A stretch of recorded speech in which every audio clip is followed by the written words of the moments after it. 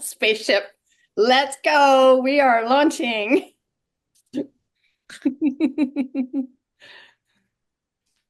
Hey, Rosalie. Welcome, Rosalie. Hello, Rosalie. Hello, hello. Nice to see you all. Nice to see you. Thank you for being here. All Mm. right. Well, let us get started. I know there was a few people who were gonna pop in, so but we will get started. I have the proof copy and it is available on Amazon in all of the territories. So we're all waiting for our one without the proof band on it, but that's okay. We have it here. And first of all, welcome and welcome to everyone that's here and also who will be coming on the replay, listening at a later date. We are so excited to be able to present sacred wisdom to all of you. And it is sacred wisdom, an inspiring journey to reconnect with self and discover your truth. And on the back, we have embrace your sacred wisdom to awaken, heal, transform, and love your life. And these are four magical humans who are now authors. They're published authors. Let us celebrate being authors. It is such an accomplishment. I think I've shared with all of you the stats that 83% of people, I'm going to say in North America, 83% of people want to write a book, 3% actually write and complete it, and 1% publish it. And just being able to sit with that and recognize the courage it takes to sit down and write your story and being able to have consistency so that you can see it through to the end and then being able to celebrate it and share it out into the world. Right? Because if we're not sharing it, then other people aren't able to receive the wisdom that comes through in all of these pages. So I would love to just take a moment to share each of the authors and their bio. So Valerie Beyer, founder and CIO, author, pilgrimage coordinator, yogini, and intrepid traveler. Now, Valerie is a pilgrim, writer, educator, coach, business strategist, gifted communicator, author, speaker, founder, and owner of Mindful Wellness, the journey to mind, body, and soul alignment. Valerie, is there anything you would like to add in all of those beautiful things that you have done? I am just thrilled to be able to add author to it. That has been a dream come true and something that I have wanted to do for so long. And I am just thrilled to be able to bring the power of pilgrimage to the world and to be able to do it with this amazing group of women. So thank you, everybody, for all that you have done in supporting me in making that happen. Yay! Celebrating you. And now Mocha-Mystique. Oh my goodness. Emotional mastery coach, advanced numerologist at Mental Magic and Magic with a K. Founder of Mental Magic and Hub City Rossiter.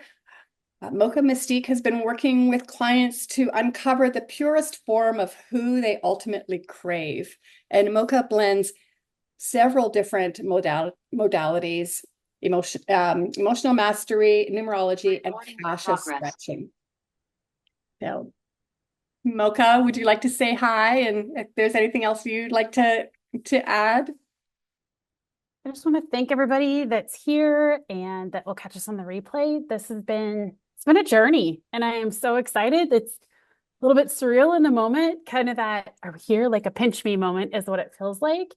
I think what's been the most amazing thing is to celebrate myself in this journey, but with people that I adore, people that I've journeyed with differently as individuals, but people that I can't imagine doing this for my first published book. I can't imagine having a different group of people truly.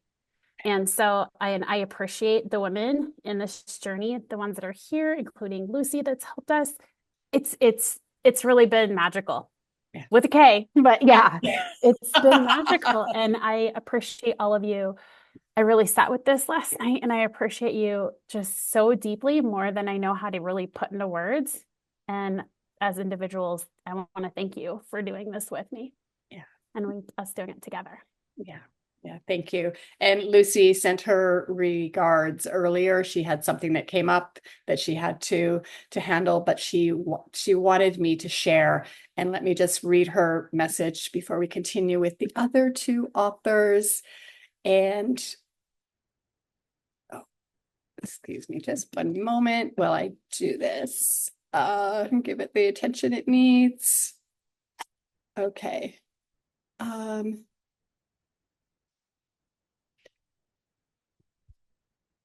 Not wanting me to do that. Okay, we're going to come back to Lucy. Lucy was a pivotal part in the project as our proofreader. So she found all the little niggly things that you find at the end after it's been written, rewritten, edited, re-edited, and then laid out. And her and I go through the whole book. So we do things like we make sure that there's the spaces are proper within the books. Make sure that there's no orphans, which is when words are one sentence over on the other, or widows, whichever the two are. Orphans and widows are when you have sentences that aren't with its chapter or with its paragraph, right? So we need to be able to look at all of that. So because those are things that will distract a reader.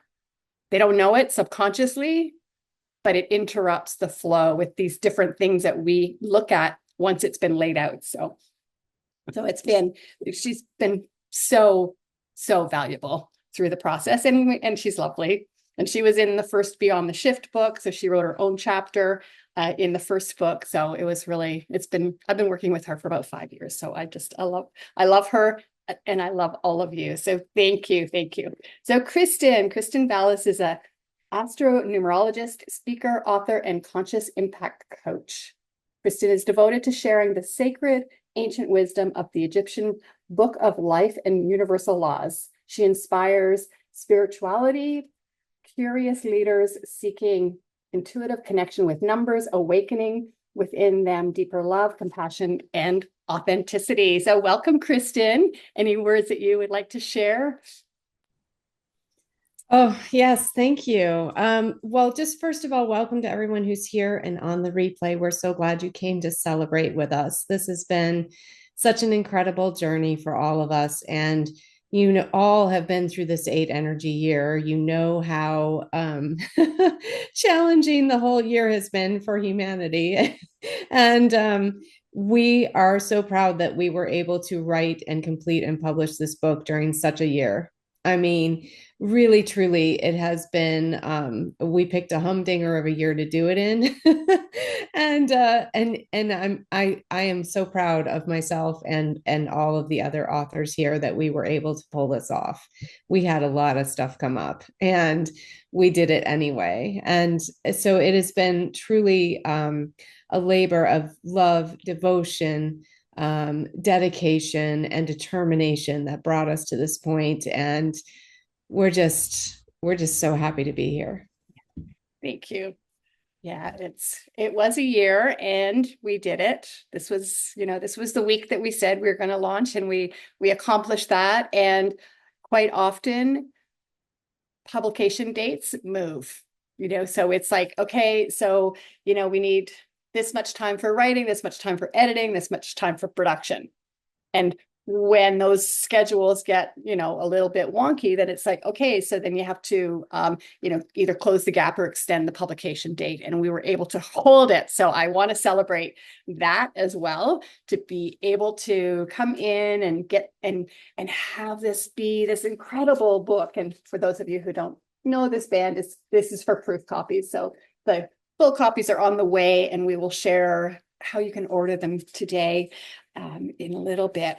So Ariane Durand, all right, spiritual game changer and animal coordinator. I'm sorry, let me start that again.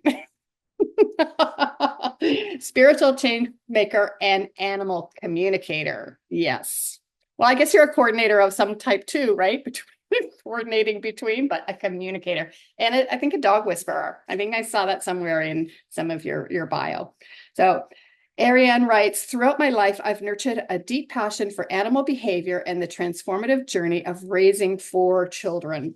This path has empowered me to embrace myself fully, free from judgment, blame, or shame. And just as I strive to provide enriching opportunities for my children, I extend the same nurturing environment to our dogs, allowing them to express their true selves, enhance their unique personalities, and bring immense joy to our lives. And Ariane, would you like to share anything further about yourself and the work that you do? Thank you so much for everyone here and all the other writers in this, I think, incredible sacred wisdom book.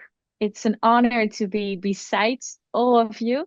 But I do want to say a big thank you to Pamela because I don't think that we would manage this whole book on time, 2 days earlier even, than that you managed it for us. So writing a book beside this book was a journey on its own, but your guidance and your support and everything you did for this book was incredible. Yeah, inspiring. Thank you. Thank you. And I want to acknowledge, thank you so much that I received that. And I receive that and celebrate the work that I get to do in helping everyone along their writing and their journey and becoming published authors. It's such a gift that I'm able to do this work. So thank you.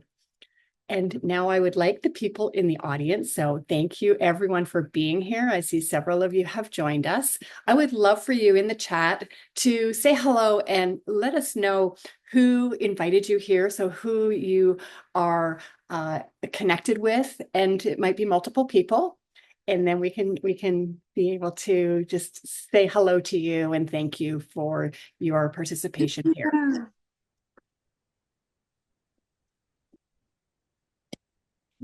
See in the chat. Oh, I am going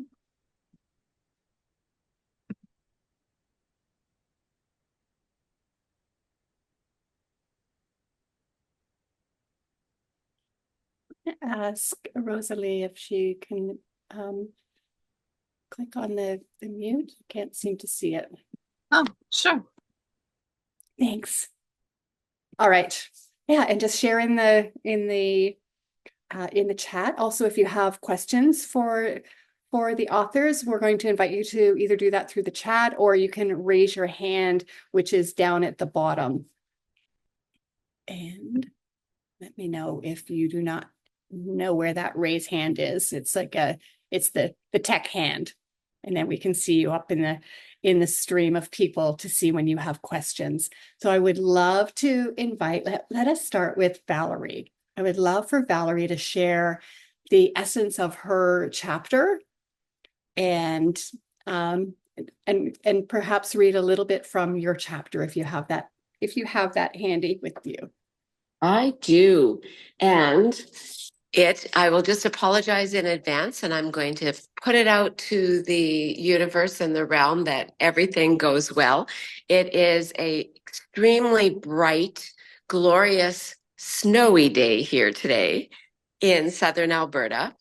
And the technology is, because it's very cold, technology is playing. So I was all set up on my laptop and I had a different location where I was sitting. And so that has quickly changed. I am now on my phone because one of the things I have learned throughout my life is I think I was a Boy Scout in another life, and I refuse to come and not be prepared and have technology beat me. So here we are. I am absolutely just honored. My heart is full seeing my beautiful friends here. Thank you, Morgan and Forrest and Kat. Thank you for joining us, Rosalie. Thank you as well. And it's just, I'm honored that you're here. And I know that this journey, as Kristen spoke to, it has been a trial and tribulation year. And I know that I wouldn't be in this chair if it wasn't for the incredible support of the three individuals who are here. You have made me step forward and walk my talk. And you have given me the wind beneath my wings when I needed it. And I thank you more than you will ever know for that. It actually wove its way into my chapter about the pilgrimage and about the power of pilgrimage. And well, as I was writing it, one of the things I wanted to read to you today in particular is what is different about a pilgrimage. I wrote in my Facebook post this week about 20 years ago that I had headed out on this little excursion across the breadth of Spain. And that's no biggie. If I had hopped into a car and had gone from Saint Jean-Pierre-de-Port and headed for Santiago de Compostela and had headed out on the expressways across Spain, in a mere 8 to 12 hours later, I would be walking into the cathedral. Instead, what I did and what was the beginning of a lifelong journey that completely changed me is I started walking. So when I headed out of Saint Jean that day, I was walking 25 kilometers a day and walking across the breadth of Spain. There it is. I was looking for what I did with my tea. And it would be 31 days later before I arrived in Santiago and walked up the steps of the cathedral. One of the things that it did for me, excuse me, and that I wanted to write about in this book is most of us don't take the time to be alone with our thoughts. We don't take the time to be without the encumbrances of everyday life. We're too busy. We have family, we have jobs, we have other commitments that prevent us from taking the time we desperately need. And I'm going to read from my chapter. When we think we can't take the time, that is when we most need to take it. To think, to reflect, to see things more clearly. It lets us put our opportunities, our challenges, our circumstances, our situations, and our relationships into perspective. A pilgrimage can be as simple as a long weekend getaway. It doesn't have to be 31 days across the breadth of Spain. What's most important is that you start and that you give yourself the chance to reconnect with this person, with yourself. To spend time thinking about, journaling, and reflecting, excuse me, on what you want for your life, no matter your age. If you're thinking about a pilgrimage, even if it's something that is a thought that's in the very back of your mind and it's something you keep parking, that's okay. That's something you can park, but what I don't want you to do is abandon it. Put that affirmation, put it out to God, the universe, source, your spiritual guides, whatever you believe in and you connect with, and you will be provided that opportunity. Why might you consider it a pilgrimage? I write that there are various reasons, and I go into it more in depth in the chapter, but it might be for personal fulfillment. It might be empowerment and improving your self-esteem. Maybe it's a desire for personal growth, rediscovering your personal identity, and rebalancing your work and life. With the definition of a pilgrimage in mind, you can see that you can purposely do your journey anywhere. It doesn't have to be that major trek. It can be a park near your home, a path around your neighborhood, or even a sojourn around your backyard. One individual I know of, and which incredibly inspired me, has physical and health restrictions that prevented them from walking the Camino. They couldn't get out climbing mountains, crossing plains, and walking the dusty trails. Instead, what they did is created a circular route on their acreage with way markers to mark the distance and the names of the Spanish communities that they would have passed through. If there's a will, there is a way. When one completes a pilgrimage, the distance covered is far less important than the lessons learned, the reflective time, the experiences you have, the connections you make, and the people you meet along the way. And that's what I wrote most about in my chapter, is what it would teach you. The most important lesson that I think I learned, a wise friend and fellow pilgrim shared with me just before I embarked on my first pilgrimage. What they said was that the pilgrimage I would have would be the one that I was meant to have, not the one I thought I was going to, or the one that I wished I would.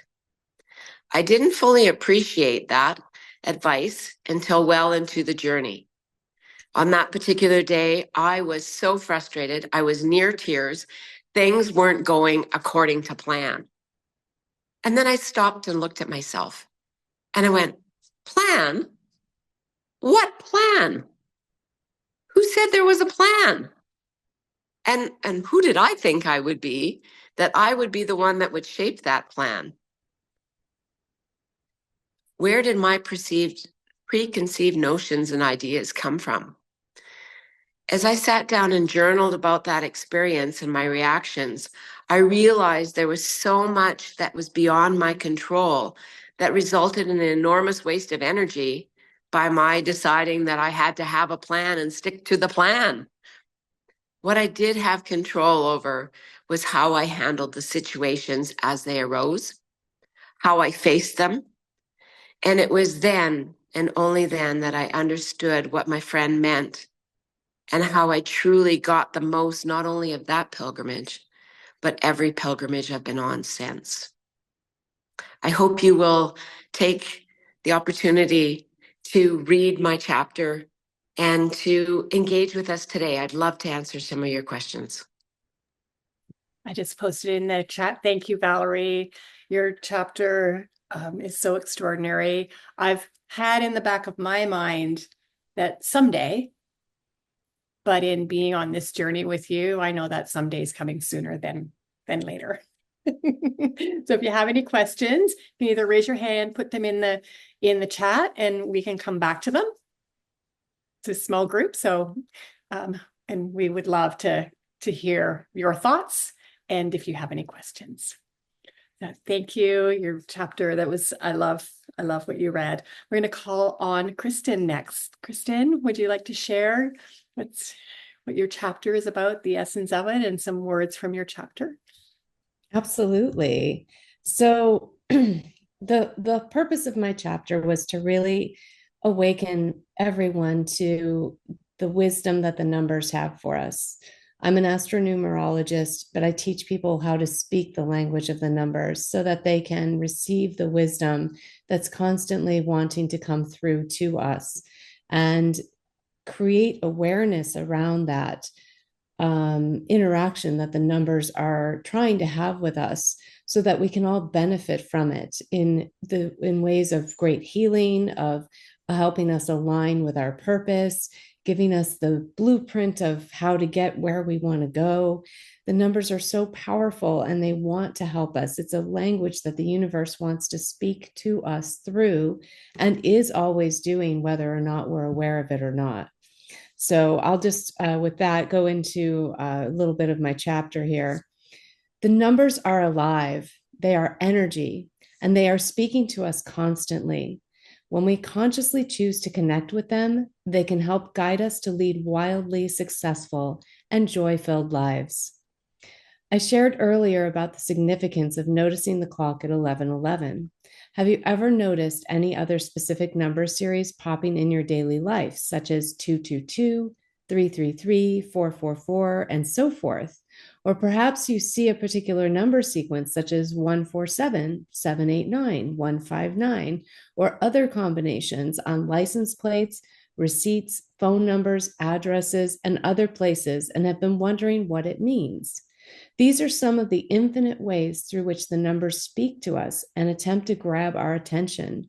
Repeatedly seeing these number combinations triggers our curiosity enough for us to be inspired to dive down the proverbial rabbit hole so that we can remember this universal language coded deep within us all. The numbers have been guiding me throughout my life. I now understand my purpose is to create awareness around them. Developing an intimate, intuitive conversation with the numbers can help us reach our fullest potential during our time here on Earth. It is landing into this awareness and nurturing a relationship whereby deep healing can occur within ourselves and our relationships with others. We then realize through observation of our lives and those around us that massive impact is created by each individual as they begin to live their lives in aligned purpose. And it all starts with understanding our personal numerical code based on our birth date. So much more that I talk about in this chapter about how that works and my journey with the numbers and giving my story as a case study into how the numbers can really guide us if we look at them and we're aware of them in the way they speak to us. And the numbers have been speaking to me since I was 5 years old, probably earlier than that. That's my earliest recollection. And I talk about how that happened and a game I used to play around the number 11, which is the awakening code, and really just the beauty and the true benefit of developing a relationship with the numbers. And I think that's the biggest part of my chapter, is really helping people to understand that the speaking with the numbers is like learning a language. And it's a language that has been coded in us. We all know this language, but we've forgotten. And so, by creating awareness around it and learning to speak the language with someone who's already fluent in it makes a huge difference in being able to remember this beautiful awakening code that's within each one of us, and to be able to really use it to help align with our purpose and transform our lives. And it's been such a blessing for me to be on this journey, and the people that I've been able to help guide and really awaken to their connection with the numbers and what that's done in their lives has just been incredible. Thank you. Oh, my mic was on that whole time. I hope you didn't hear me typing as I'm responding to messages. And thank you, Kristen. I know you and I have had, we've been on a numerology journey together too. But it was when, and I feel like I've known you quite well for, I don't know, 4 or 5 years. But when I read your chapter, I was like, wow, there was lots of things that I didn't know about you and that people will be surprised. But the connection that you've made between the code between people is fascinating, right? And understanding and seeing that come forth in different connections between people, and then seeing that alignment with your parents and being able to heal a lot of things just by knowing the code within people and understanding other people's codes is quite fascinating. Thank you. Yeah, you're welcome. Yeah, it's absolutely powerful. Yeah. And again, if anybody has any questions, let us know. We would love to have a deeper conversation with you. If you do have questions or you have comments, just please let us know. I'd love to connect, call on Ariane if you are ready to come off of mute and share your chapter. It is so much fun. But yeah, huge change. Let's go. All right, thank you. As a spiritual game changer, I ask you with the chapter and in this book to be the change yourself. And I'm using the dogs because it's way easier to change for someone or for a dog than for yourself, because that is part of the value that we not always have. So let's be the change in life. And in my case, I use the dogs because it's so much easier to change and see the interaction with your dog changing with you. So, with that said, I use the life lessons that I got from the dogs, and I wrote that in my chapter. They're the 6 life lessons that are key to inspire in this world instead of control. We're so kind of programmed to have certain expectations, and with that, we live almost constantly in a fight flight where we try to control the outcome because that is the expectation that we have. But if we look to the dogs, they don't do that. And we can learn so much in the way how they live.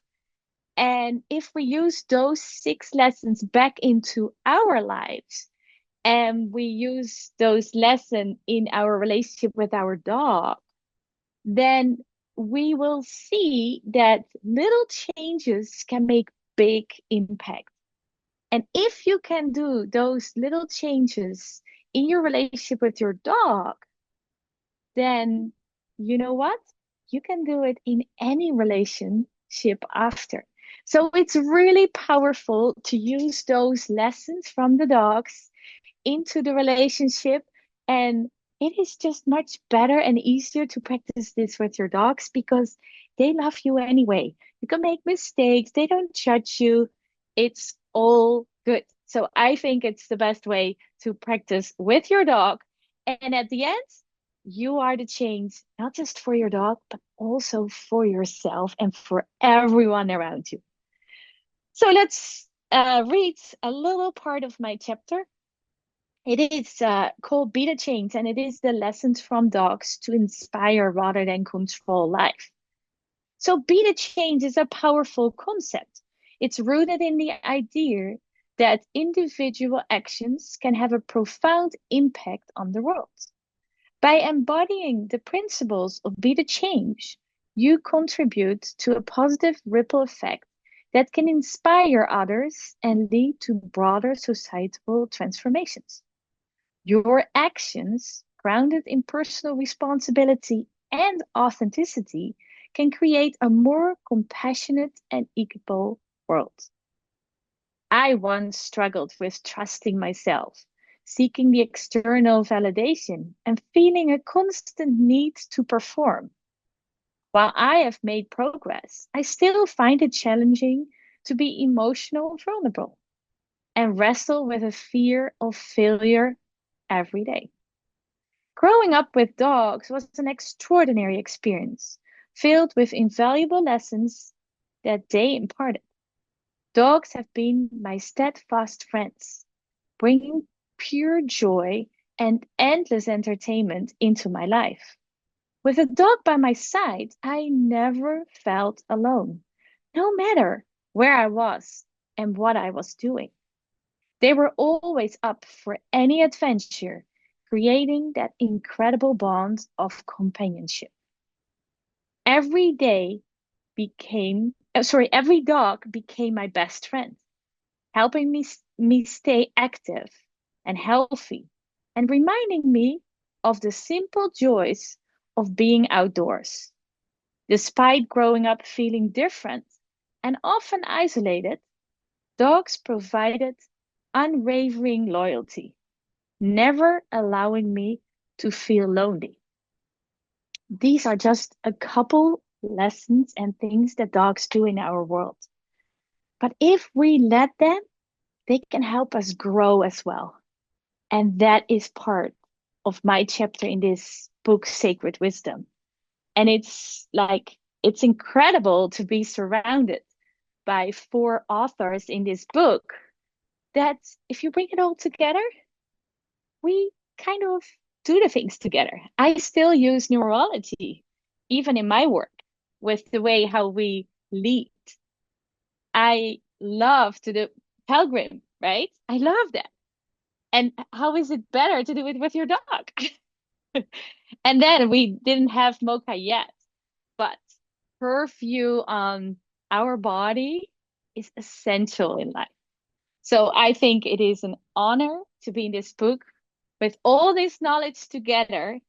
And if you read one chapter, I invite you to read them all, because I think that this is meant to be, that we are in this book together. Absolutely. And thank you. And I want to share something that you and I talked about during our interview.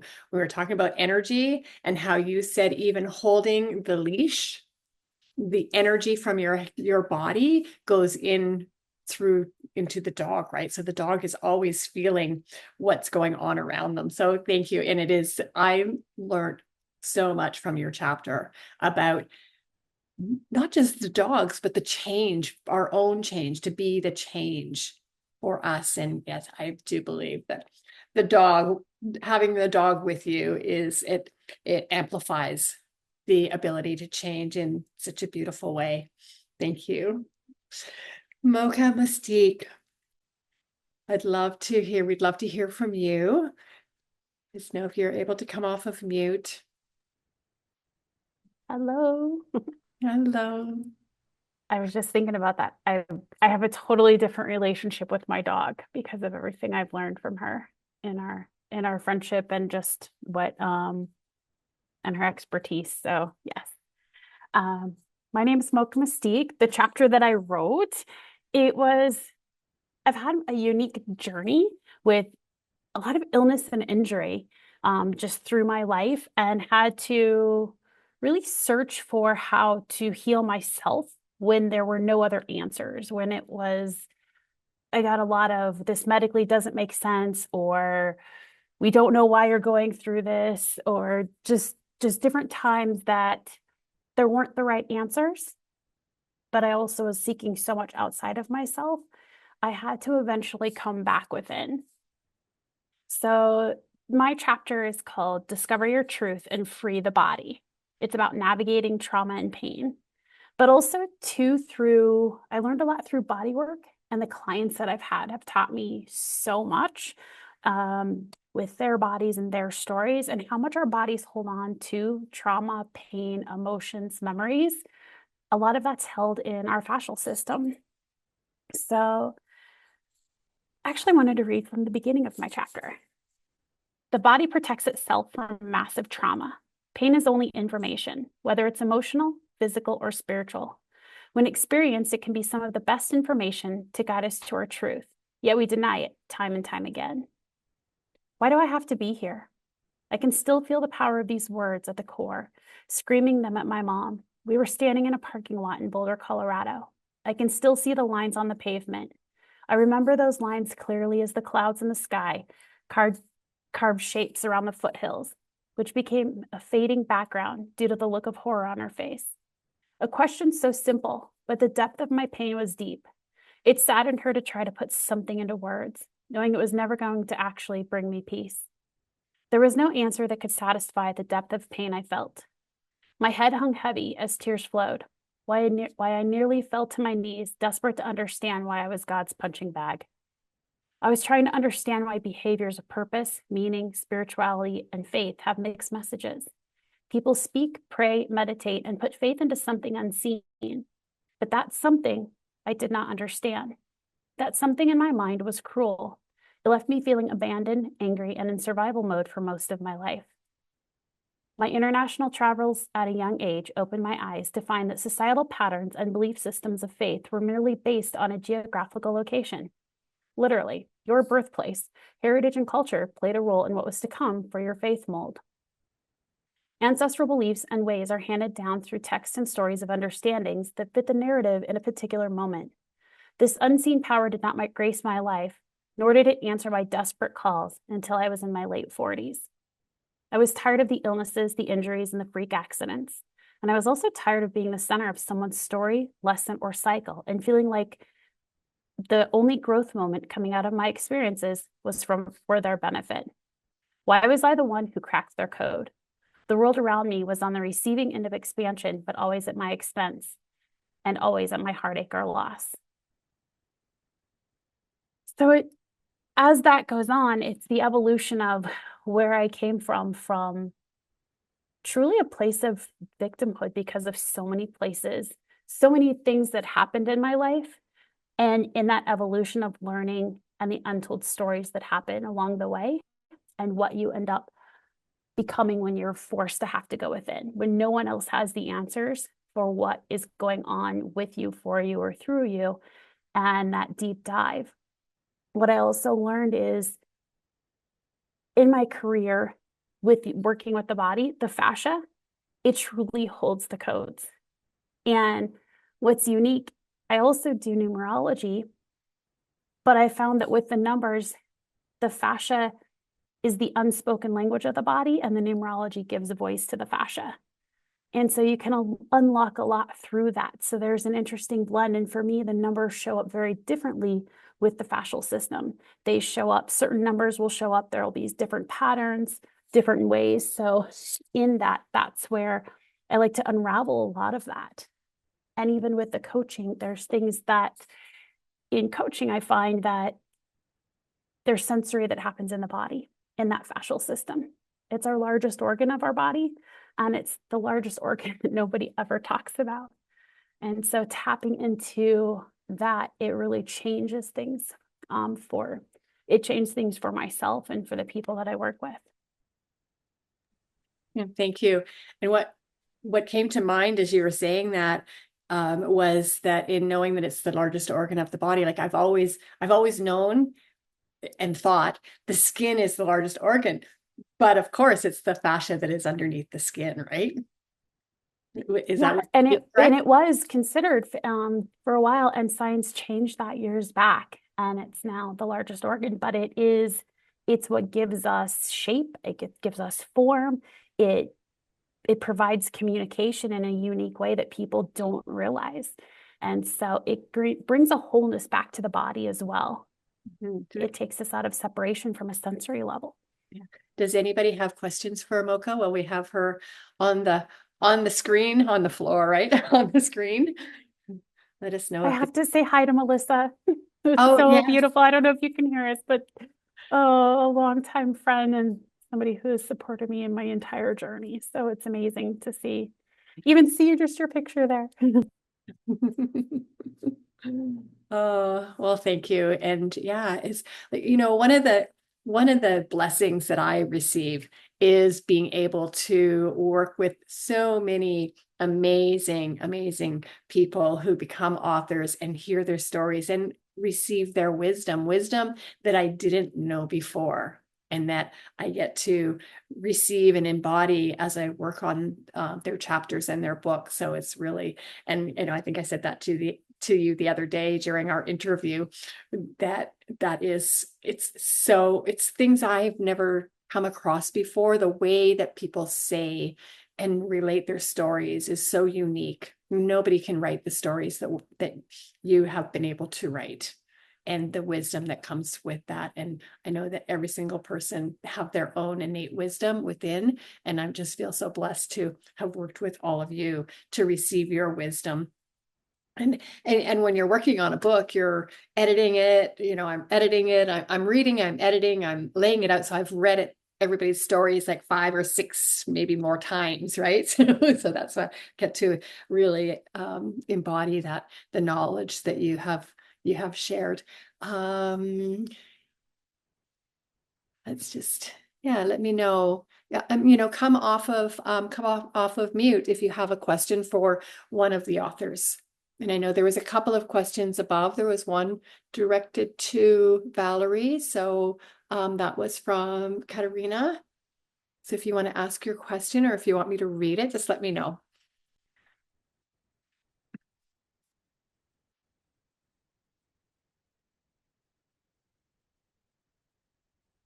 And Maybe you could read it for us, Pamela?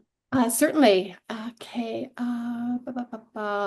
Valerie, what brought you to writing about your journey? I'm so happy you did and can't wait to read your chapter. Oh, thanks, Kat. What actually prompted me to write it? Probably because I've spoken about it so often, and people have said, why don't you write about that sometime? You must write about that because it is so important to us to actually think about that a pilgrimage can be important to us, whether it is a couple of afternoons or it is just a couple of hours in an afternoon, but that there is a message that our body and our spirit, our emotions need, that we need to take the time to listen to. And the most important part about it is the journaling afterwards, is having that reflective time. So yes, you can have that quiet time and then enjoy the surroundings, but then move on. But you don't come back to what is that teaching you. And so when I was writing this, it was helping not only myself, but everyone else who had asked me and everyone else who was potentially considering a pilgrimage and thinking about defining a pilgrimage in a very different way, rather than just being this spiritual journey that, you know, only religious devout people go on it, and it has to be on a set path somewhere. It's more of, what can a pilgrimage be for you at different points in your life? And how can it help you move through situations, issues, changes in time, changes in your path? And how can it help you move forward and be closer and reconnected to who you are and who your divine, authentic self is? Beautiful. Beautiful. Yeah. Yeah, and it really is about being able to be still and be quiet. And, even though you're walking and moving, you're able to have that inner journey as well, which and one of the things you talk about in your chapter too, and you mentioned this earlier, is that it doesn't need to be, a 30-day venture. It can be like you and I have talked on the Greenway. Right, an hour walk, and being able to be intentional about it. I think that's the key, isn't it? It is that intention, because when you do that and you walk with intention, then you leave yourself open. And Morgan and I were just having this conversation the other day about how there are messages all around us if we are intentional and we pause long enough to listen. And that's the crucial part. Mm-hmm. Yeah. And someone just asked, so since they're asked, how do you get the book? I am just going to pop the link to order that on Amazon. I'm so excited. I'm sorry. I had to come up. Yeah, exactly. Yes, please. Oh my gosh. Like I can just feel my body, like I'm tensing up. Like I think what's been amazing on this journey, not that it was my turn to talk, but I'm going to share, Yeah, is the I think little it's your turn to pieces that talk. I've been able to learn from each of you along the way. Like there's things that I learned from Kristen, even though I do numerology, there's stuff that I was able to learn from Kristen because she has a different lens that she sees it through. And I'm like, wait a minute, I never learned that. Or like, it's just, and so I appreciate those moments. And then there's pieces, from Valerie, I too never thought of a pilgrimage. I wanted to do the El Camino at one time, but it just seemed like this such a big deal, and a perspective on being able to, like, it could be in your backyard. That was the best example I ever learned from her. You can create a pilgrimage literally in your backyard. You don't have to go somewhere. And the relationship that I have with my dog, with Ariane, that's been life-changing because my dog is everything to me. And so the relationship, joy, there she is, that we've been able to experience, it's so, I love how in this book was very hard for me personally to write, because it brought so much up that I had to navigate through the fascia, through the tears, there were several times that I just went, I'm like, I can't do this. And Pamela talked me off the ledge just because it invokes so much emotion, but it also deepened I think my own understanding too of the body as well. The body, how our body responds, and just being through it and getting over that hump of that wave. So yeah, I'm just so excited. Like it's hitting me even more. It's only taken the entire hour of listening to everybody, and I'm like, oh my gosh, we're here. I would love for all of us to just take a moment, take a deep breath in through the nose and out through the mouth, and just feel the gratitude for each other, for the authors, and also for our friends who are here. Thank you. It means so much. I'm just taking a moment to feel that celebration and the energy move through us all, because we're all so connected. Oh. Yeah. Thank you. I love how excited you became, and it is, yeah, and it is so magical. Yeah. Yeah. Anybody else want to share their excitement and any questions? Let me just go back up and see. So Censor says, Mocha, miss your guidance in Denver. So we don't know who Censor is. Oh, we do now. Hello, yeah. Sandy. Oh my gosh. I was like, who? I don't know who this is. I'll be honest, I don't know who I'm talking to. Miss you too. Oh. I totally. Now I know who it is. Yay. Thank you for being here. Oh yes, and Forrest says to Val, yeah, didn't we have the book conversation a ways back? Yeah, you should write a book. Yes, indeed. There, they do say that there is a book within all of us, and no one will write this book, the story, the way that you will. That's the magical thing about it. Because I often have people say, why should I bother? This has been told, lots of times before, like so-and-so has written about numerology and so-and-so has written about whatever the topic is, somebody else has written about it. But no one will write it in the way that you do, with your voice, with your lived experience, with the things that you had to navigate to bring you through to the transformations, the challenges, the transformations, the challenges, because it just goes up and goes down, and we move through life, but nobody tells it the way that you do. Yeah. So I really want to honor each of you. Oh, I see a really long URL. Oh, I see. Oh, maybe because it's in the chat. I don't know. I will go and I was able to use the link, and then I went in. It worked for myself. Yeah. When I copy the link, it gives me a shorter URL. I don't know if that will work for you. Okay. Let me just. That takes me right to the one I just popped in. So if you can check that. Oh, okay. Did that one work for you? While we're looking for that link, I'll just add on to some of the things that Mocha was saying, and the others. I wrote in the comments, and it was so true. As I started to, once I had finally got my head above water and had finished my chapter and had it off to Pamela, I'd had an opportunity to read the chapters of Kristen and Mocha and Ariane, and we had connected, and I knew what their chapters were about. But reading their chapters and seeing just how their story helped unfold what they were writing about.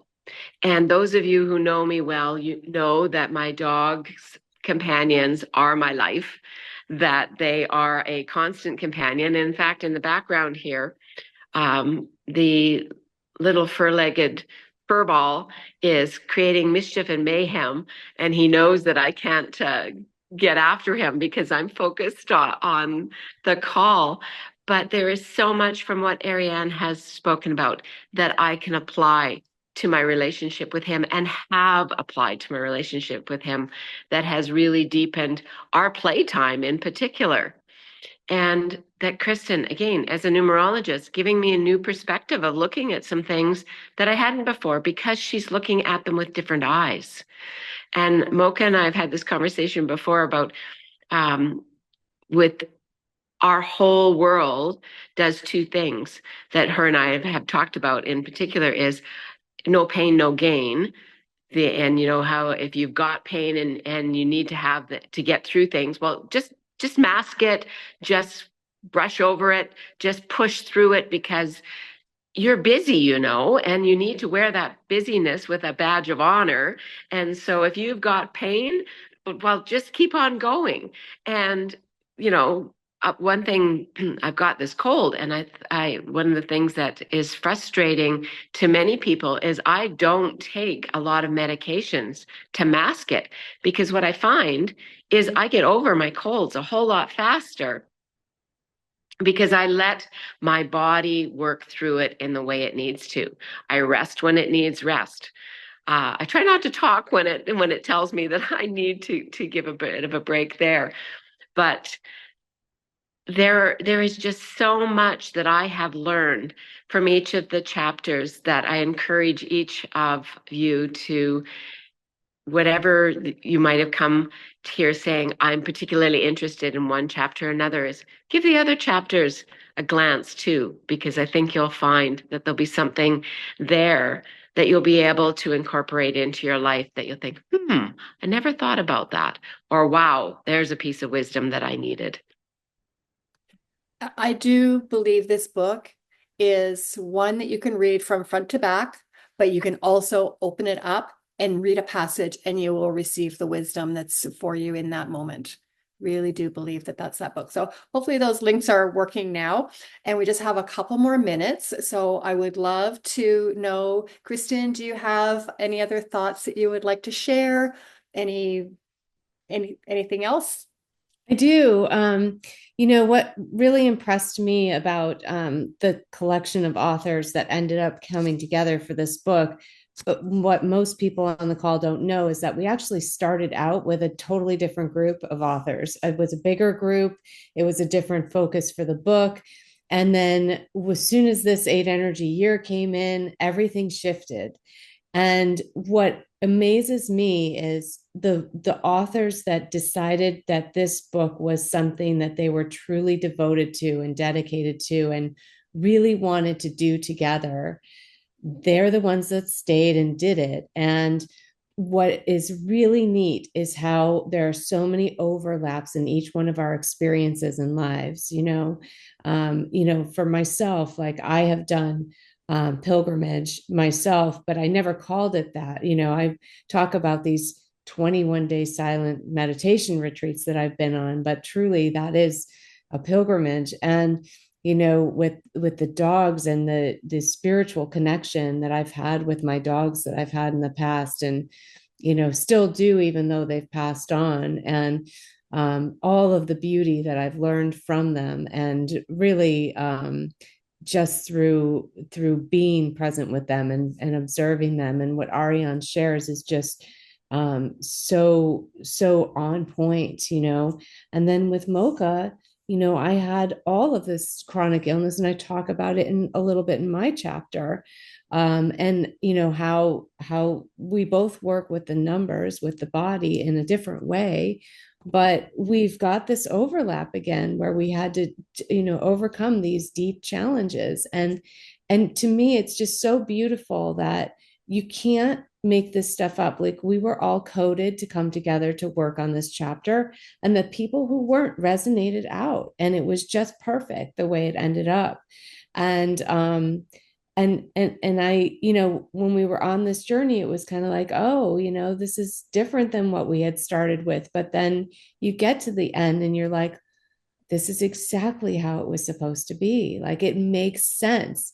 It was the same thing in writing my chapter. It came in different parts, it channeled through.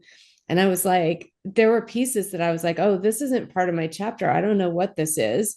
And it ended up being part of the chapter, but I couldn't see it until it all came together. And I think that was kind of the same experience with the collection of authors that came in to write this book.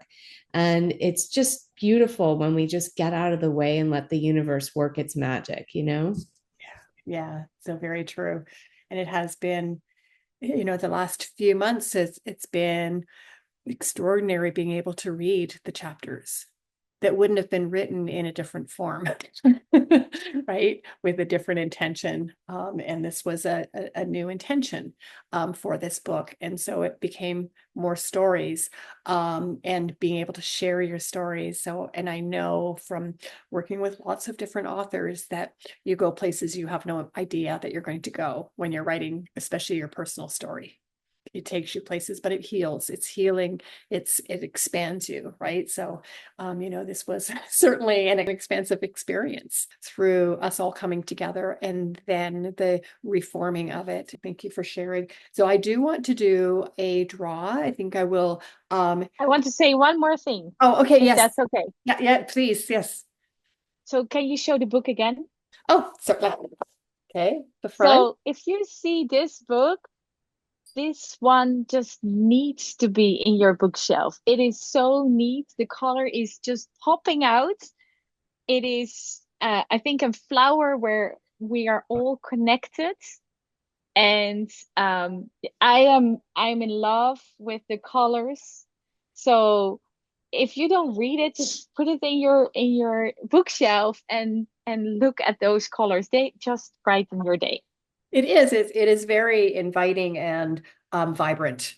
It's very vibrant. And I think at one point when we were looking for, a graphic, Kristen had shared about and I'm going to say it wrong, but the Vivaconi, you'll say it. Fibonacci. Thank you. And there is one right in the center. You can hardly see it. It's barely discernible, but it's there. And it was the pathway to bring the cover together. And of course, everything has a pathway, the bringing together of the authors and the writing of the chapters.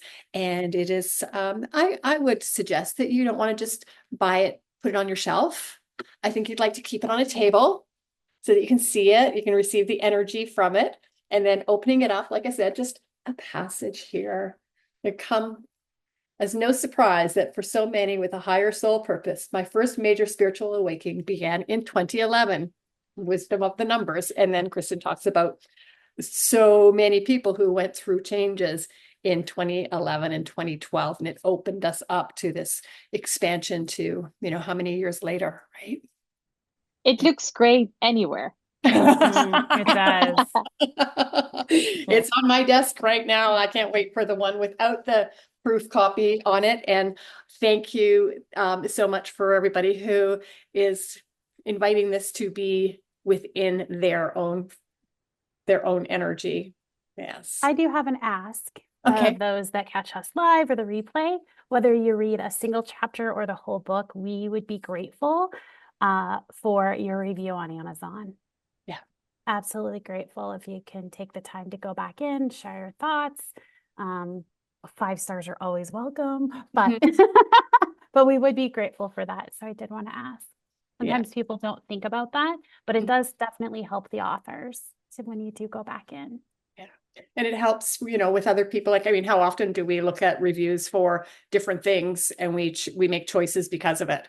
And so if the more reviews that are on there, it is, it brings attention to the book and to the authors and to the wisdom that is within this. And I do believe that it sparks your own wisdom that's already within you.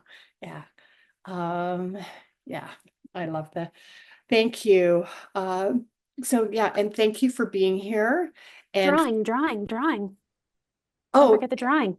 I know I was just about to say that. So right now, I want to know who else was here through the call. There was Forrest, there was family Dobson. Adinda.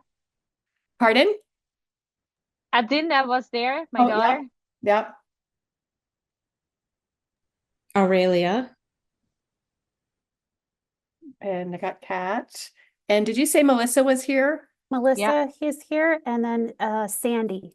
And what we thought was censor, Sandy. 3, 4, 5, 7. So 7. Okay, this will just take me a minute. I just have to, put everybody's names down on here. I was going to do this later, but it's way more fun. Yeah. Celebrate I among think Kat yourselves. was there. Katerina was there right from the beginning. Did you get her name in there? Yep. Awesome. So then you're still missing because we still have 7 here. 2, 3, Did you get 4, 5, Rosalie? 7. Oh, Yeah, Rosalie. I have 12. Let's see. I count 7 on the screen, and I know Adina wasn't. It's not there anymore, so that's 8. And I don't know if somebody else went off. and our friend family Dobson, what is your first name? That's Morgan. Oh, Morgan. Okay.